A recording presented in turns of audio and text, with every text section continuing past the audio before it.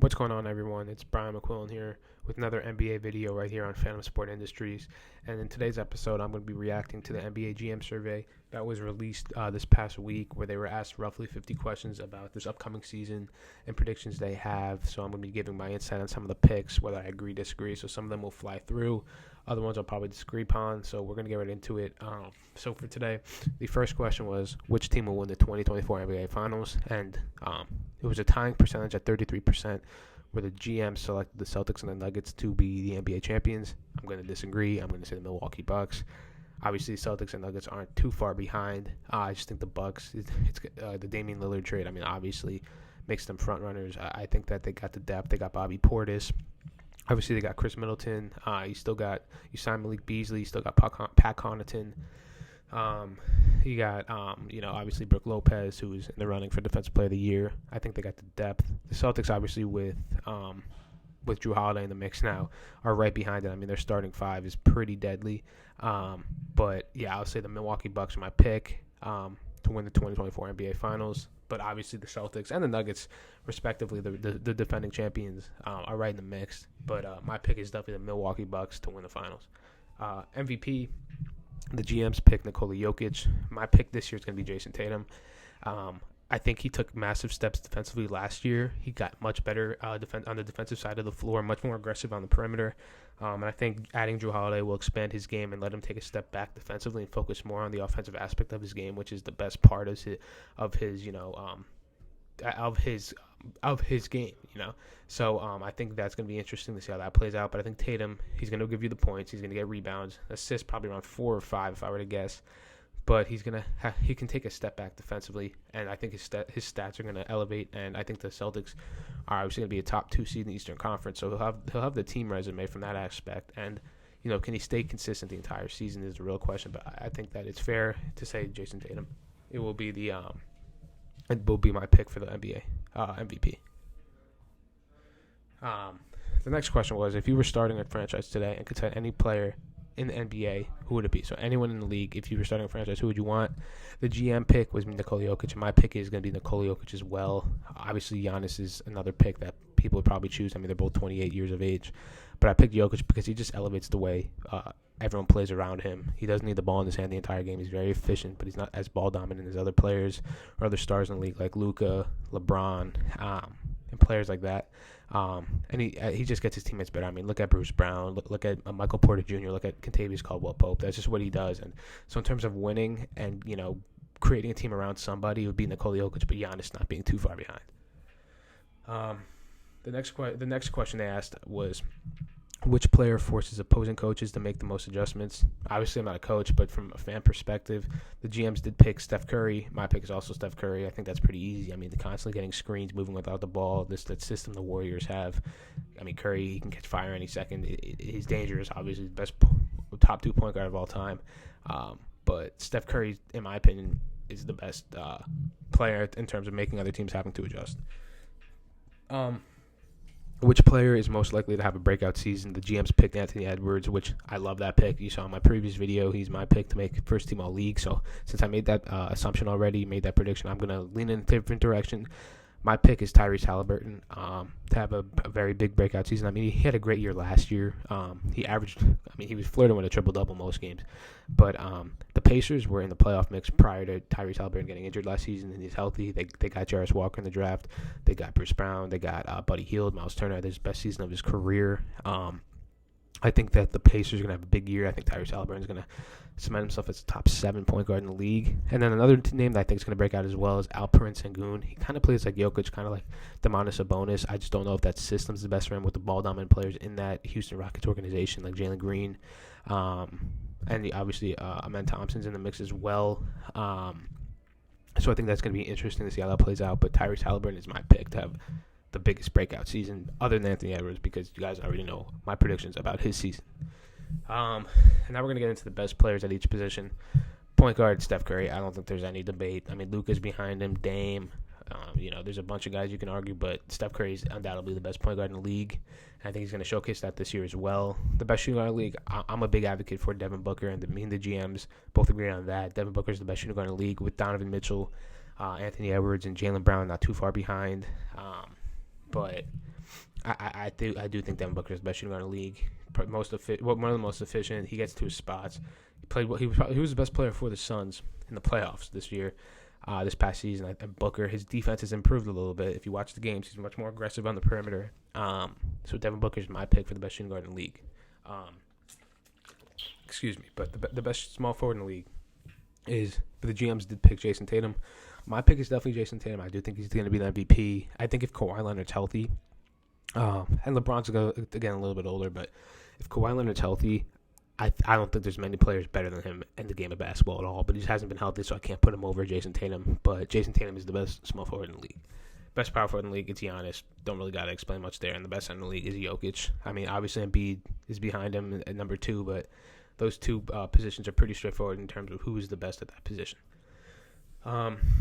So next is, which team made the best overall moves this offseason? The GMs picked, and the Celtics and Bucks were tied for first, which I definitely agree with. There's nothing you can really dispute there. But I think the Lakers did make sneaky moves this offseason. They re-signed Austin Reeves, Jared Vanderbilt, Hachimura.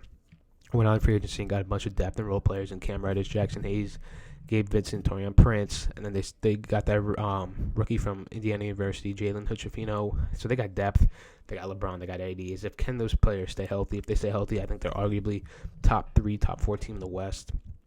So the Lakers did make sneaky moves, but obviously the Celtics and Bucks did have the best overall offseasons. But the Lakers, outside of that, might have had the 3rd best or 4th best in the offseason. I believe. But that's what I think for that. The next question is, which one-player acquisition will make the biggest impact? Damian Lillard. I mean, obviously you can argue Drew Holiday, but Damian Lillard for sure. I mean, not much I got to add there, but Giannis was questioning whether he wanted to stay in Milwaukee long-term if they're committed to winning. He can't really argue that now. They got the players around him, and he's just ready to compete for a championship. This is going to be the first real season where Dame has serious expectations for him. It's really championship or bust for this Bucks organization. But it's Damian Lillard, no doubt. Most underrated player acquisition, the GMs did say Marcus Smart to Memphis, which is fair. I definitely could agree with that.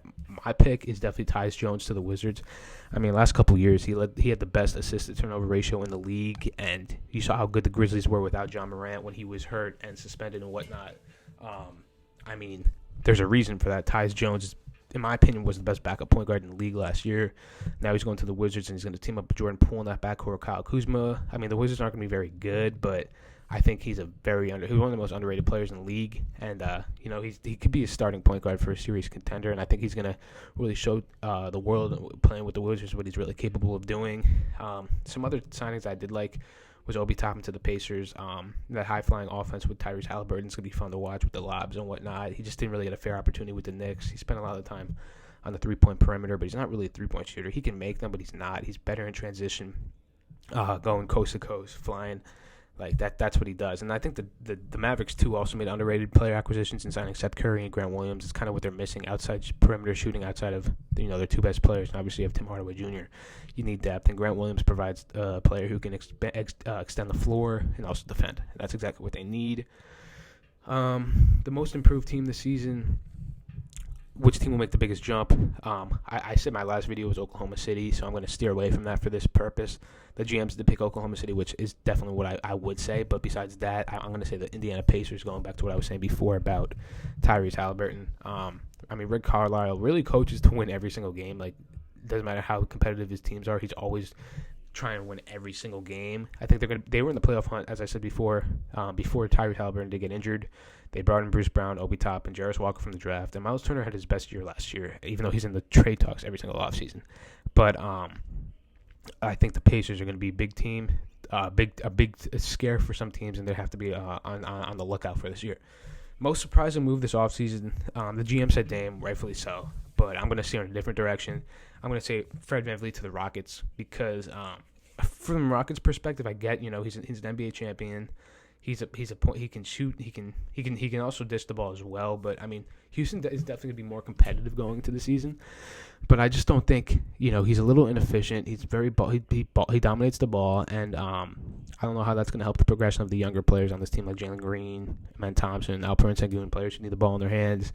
So I don't love the signing, and they did give him a hefty contract. I think it's interesting, but I mean, to be fair, he was a key player on a championship team, so I give credit where credit's due. But I was just surprised that that's where Houston decided to spend that cap room that they had. So the next thing I'm going to talk about is who will win Rookie of the Year. I mean, I've been very vocal about this. The GM's picked Victor Wembanyama, which is definitely the favorite. My pick is Scoot Henderson. I don't think Victor is going to play enough games to be in contention for the award because the Spurs aren't going to be very competitive this year. They're going to monitor his ability on the court. I think Scoot's in a situation where now he's going to be the point guard running the show alongside Anthony Simons and the other players they got there with DeAndre Ayton, Jeremy Grant, and all those guys. But Scoot is a very talented player. I think he's going to get a lot of opportunity. He's going to have the ball in his hands a lot, and I think Scoot Henderson is the favorite for Rookie of the Year just because I think he'll play enough games, unlike Victor Wembanyama. Chet Holmgren's another name you have to watch out for, but he's on a very good Oklahoma City team where he's not going to probably have to put up crazy numbers, but he's still going to probably put up 17 and 9 a game, something like that. The next question is, which rookie will be the best player in 5 years? The GM's pick Wemby.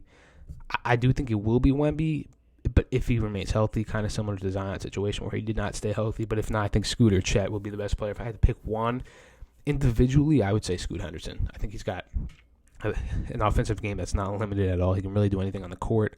He's big. He can get to the rim. He can dunk. Play above the rim, I should say. So I'll say Scoot. But if Wemby's healthy, it's hard not to pick Wemby. The biggest steal from draft night. The GM's picked Cam Whitmore. I mean, going to the draft, he was a top 10 talent. He fell into the mid-20s going to the Houston Rockets. My pick's going to be Anthony Black. He went to 6, which is still high, but I think he's a player he's 6'7". He plays the game at his own pace. He's very, very talented on the offensive end. Obviously, Orlando's front court's a little bit stacked with Paulo, Jonathan Isaac, and Wendell Carter Jr. So he's battling for minutes, but I love the way he plays, and I think he's going to be a steal looking forward to the season. The best international player in the league, I mean, it's Jokic. He's the best player in the world. But GM and my pick were the same. Best defensive player of the year in the league, the GM's pick Giannis. It's definitely Giannis, but I think when Kawhi Leonard's healthy, it's also hard not to pick Kawhi Leonard. But for this season alone, just because, I don't know if we can trust Kawhi to be on the court as much as Giannis, I'll say Giannis. Best perimeter defender in the NBA, Drew Holiday is what the GM's picked. My pick was Jade McDaniels. I don't think he gets enough credit. Maybe he's not the best in this aspect, but he's a guy who is always guarding the best player on the other team for the Timberwolves. I think he averaged between 1 and 2 steals last year. I could be wrong on that, but he's very active on the perimeter. And when you watch him play, I mean, he's always guarding the best players. And obviously, that's the case for a lot of the team's best defenders. But he's a very underrated defender. And he's my favorite player to watch defensively on the perimeter, probably outside of Kawhi Leonard. But Drew Holiday, I mean, you saw what happened in the playoffs. That's why I just don't know. I mean, Jimmy Butler gave him 54. And that's not only on Drew Holiday, but I don't know. I just can't put him there yet.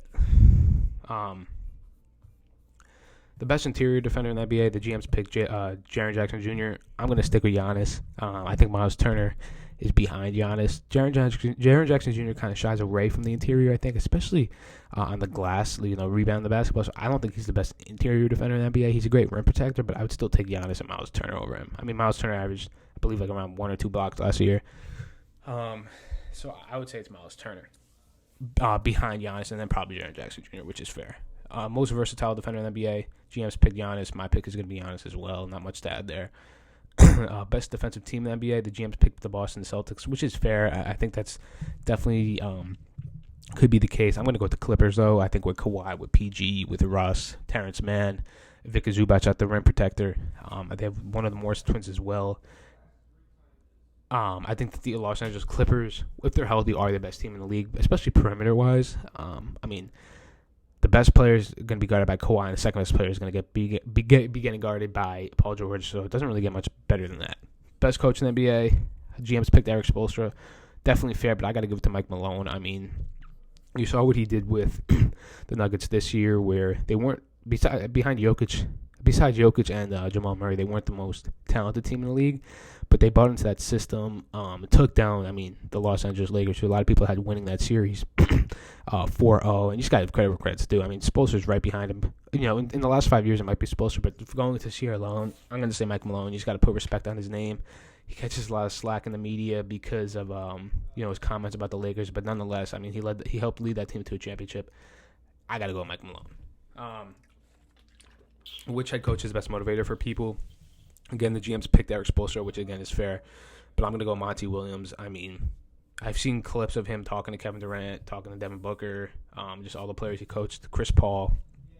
In terms of motivating, I would go Monty Williams, but like that's just from a fan perspective and media perspective.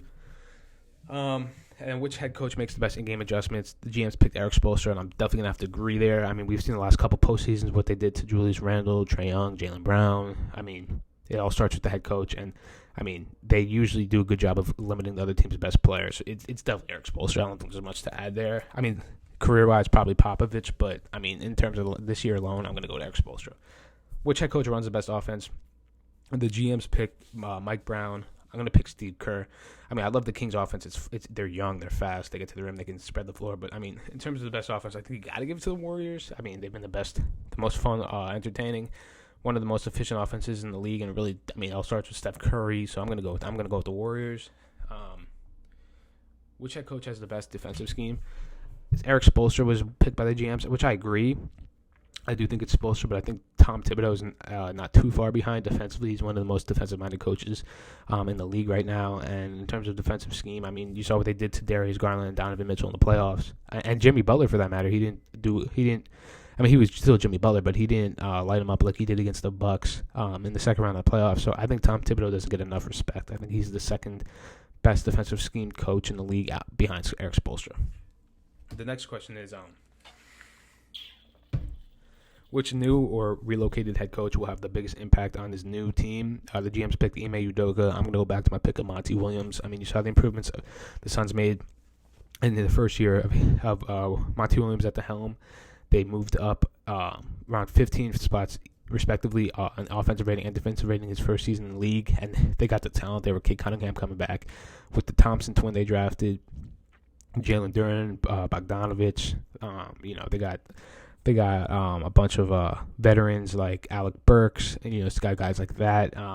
So I think the Pistons are going to be competitive this year, and it starts with Monty Williams. Thought that was a great signing. They did give him a big contract, but I think he'll be a great fit for that organization. Which active player would make the best head coach one day? The GM's picked Chris Paul. My pick was actually Austin Rivers. I see him on the Ringer podcast a lot. He knows a lot about the game, obviously, with his father being an NBA coach and a successful one, an NBA champion. But Austin Rivers has a very unique perspective of the game, and I think he'd be a great coach. I saw him in a video. He was coaching up the younger kids at like the top 100 camp, like the high school kids. And he really knows the game of basketball, and I think he'd be a great coach. So which team is the most fun to watch?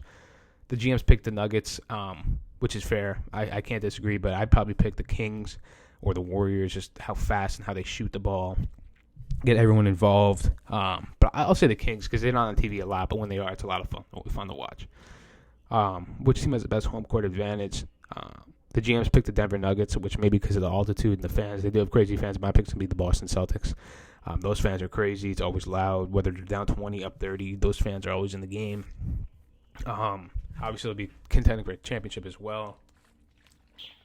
The next question I'll be answering is, which team will have the league's most efficient offense this season? The GM's picked the Denver Nuggets. Again, fair. But I'm going to pick the Dallas Mavericks. I mean, Luka and Kyrie, nonetheless, obviously, they disappointed last year in terms of making the playoffs. But efficiently, they're definitely going to be efficient. They got shooters around them as like Tim Hardaway Jr., Grant Williams, Seth Curry now. Efficiency-wise, I think it'll be the Dallas Mavericks. The next question is, which team's level of success is the toughest to predict? I'm going to go with,